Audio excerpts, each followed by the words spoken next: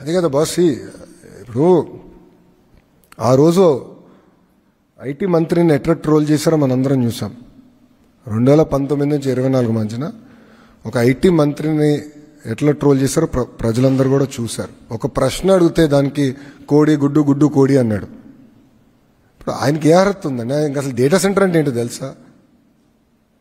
విచిత్రం ఏంటంటే ఒక ఐటీ సంస్థ ఆయన అడిగింది, సార్ మాకు ఇప్పుడు కొంచెం దూరం ఉన్నాం, పబ్లిక్ ట్రాన్స్పోర్టేషన్ లేదు, పబ్లిక్ ట్రాన్స్పోర్టేషన్ వేయండి అంటే బస్సులు వేయండి అని కోరారు. అది కూడా ఆయన చేయలేకపోయాడు boss. He couldn't do that.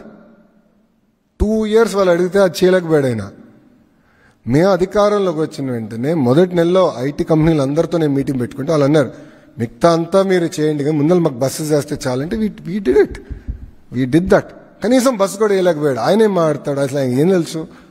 ఆయన ఎవరన్నా సీరియస్గా తీసుకుంటాడా?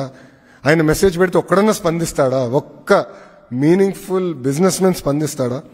ఆయన మంత్రిగా ఉన్నప్పుడు ఏం చేశాడు? వాళ్ళు గ్లోబల్ ఇన్వెస్టర్ సమిట్ అని ఒక చివరికి ఎన్నికలు ఇంకా ఓడిపోతున్నాం అనగా ఒక సమిట్ అని పెట్టారు. అప్పుడు ఒక electronic media national media person ఏమడిగారంటే, మీరు గ్లోబల్ ఇన్వెస్టర్ సమిట్ అన్నారు, చాలా సంతోషం, గ్లోబల్ కంపెనీల పేర్లు చెప్పండి ఏమేమి వస్తున్నాయంటే ఆయన ఒక్క కంపెనీ చెప్పలేకపోయాడు.